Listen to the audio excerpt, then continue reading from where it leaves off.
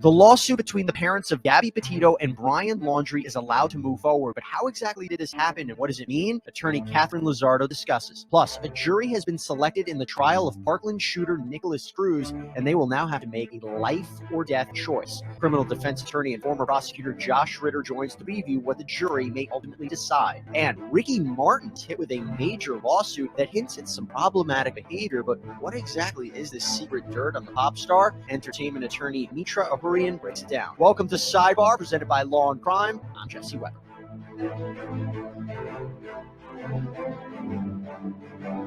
The court concludes that there was sufficient allegations that the attorney is the agent for the Laundries. So assume that to be true. Now we have a situation where the Laundries themselves are making a statement and not standing silent. So what does that do to your argument about staying silent? Your Honor, I still don't think it necessarily makes a difference. Well, we have a new legal development in the ongoing case of Gabby Petito, the young woman who the FBI says was strangled to death by her fiancé, Brian Laundrie. What started with a couple traveling across the country and documenting their adventures on social media ended with the discovery of Gabby's body in Wyoming and Laundrie's body in a Florida preserve, authorities concluding that Laundrie died from a self-inflicted gunshot wound. In fact, based on writings of Laundrie, it appears that he confessed to killing Petito. As we've reported in a previous episode of Sidebar, the parents of Petito filed a lawsuit against the Laundries claiming that they knew what their son had done, that he had murdered Gabby, and that they knew where her body was, all while Gabby's family and loved ones were searching for her. They claim that the Laundries acted with malice and extreme indifference. Now remember, the current narrative is that Brian Laundrie actually returned home to his parents' house in Florida after he killed Gabby. He went on vacation with them before ultimately venturing off on his own and killing himself. Gabby's parents took particular issue with when the Laundries attorney, Stephen Bertolino, issued a statement, again, while Gabby was still missing, saying, quote, "On behalf of the Laundrie family, it is our hope that the search for Miss Petito is successful and that Miss Petito is reunited with her family." Now, last year, my co-host here on Sidebar, Jeanette Levy, actually interviewed Stephen Bertolino, and here's what he had to say. Well, working backwards, I can tell you at this moment in time, we have nothing to say to the Petito family right now. Chris and Roberta Laundrie are just focusing on retrieving Brian's remains from the medical examiner's office, grieving their sons and dealing with that. And in the future, we'll see what happens with respect to not speaking to the Petito family in the beginning. That was on me. That was something that I told them they shouldn't be doing, and we're just going to leave it at that. So the lawsuit right now claims intentional infliction of emotional distress based on the Laundrie's actions and those of Bertolino. However, in a hearing that we talked about on a previous episode of Sidebar, the Laundries claimed that the suit was baseless. They tried to have it thrown out. They said this shouldn't even go to a jury. They argued for a motion to dismiss. They argued that they had a constitutional right to not speak. They had no legal duty to speak. However, the judge overseeing this case, Judge Hunter Carroll of the 12th Circuit of Florida, ruled that the lawsuit can move forward. Joining me now is plaintiff's attorney Katherine Lizardo. Katherine, great to have you back here to talk about the case. Thank you, Jesse. Thanks for having me. So this is what the judge said. He said, if the facts of this case were truly about silence with no affirmative action by the Laundries, the court would have resolved this case in the Laundries' favor on the concept of legal duty, or more precisely, the lack of legal duty for the Laundries to act. Had the Laundries truly stayed silent, the court would have granted the motion to dismiss in the Laundries' favor, but they did not stay silent. The judge said that in his decision, if the Petito family's allegations are true in this complaint, that, quote, the Laundries statement was particularly callous and cruel, and it is sufficiently outrageous to state claims for intentional infliction of emotional distress. So basically what it seems to me, Katherine, is he's taking particular issue with what Stephen Bertolino did. What's your thoughts? Exactly. And this written opinion by Judge Carroll,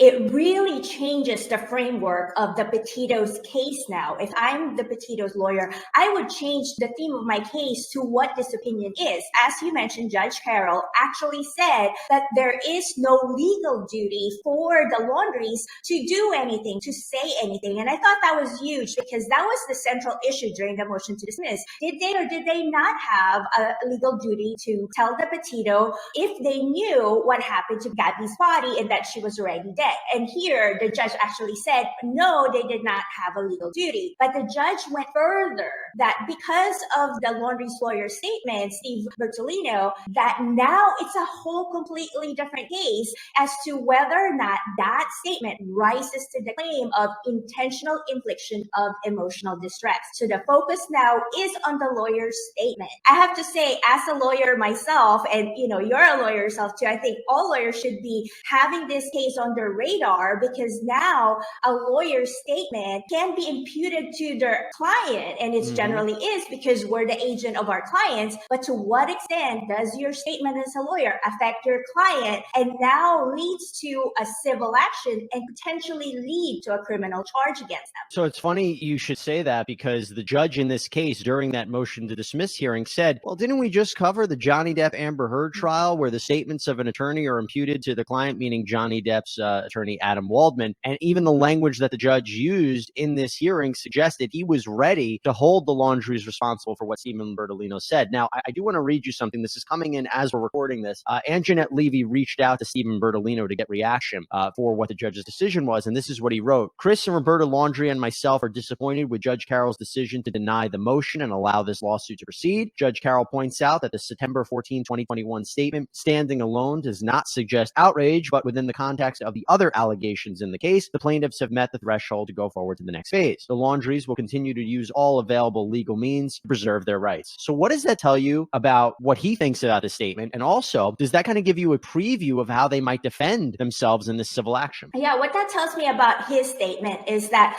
he's saying that my statement as their lawyer should not be imputed to my client. I just made that statement on their behalf. But the thing is, Judge Carroll's written opinion actually stated that, one, not only is he an agent of the Laundries, and also that the Laundries approved his statement because he used the words on behalf of the laundry. This is what they feel and this is what they want to say. But the judge went even further and say there's a reasonable inference that the lawyer knew what the Laundries knew. I think that's huge, because now the judge is suggesting that if during the discovery phase, and that's what happens next, because now the case will proceed to litigation. The discovery phase is when the parties get to ask each other questions, do the depositions, get documents from each other, and really flush out what the Laundries knew. What happens then if we find out that the Laundries knew really that Gabby Petito died? And so now there's a reasonable inference that the lawyer also knows that. So what happens to Steve Bertolino in that regard? Just real quick before you finish this, isn't this just assuming they knew what happened? It's not definitive. It's not definitive what the Laundries knew. It's not definitive what Stephen Bertolino knew or what was told, right? It's just at this point, there's enough to go forward to a jury, because a jury could come back and say, you know what? I don't think the Laundries really knew what their son did. Is that a possibility, or am I totally off base? No, I think you're right. And it's very important for us to mention here in your podcast that, yes, this is a technical issue that the judge ruled on. And he even wrote that in his opinion. Right now, the judge specifically said,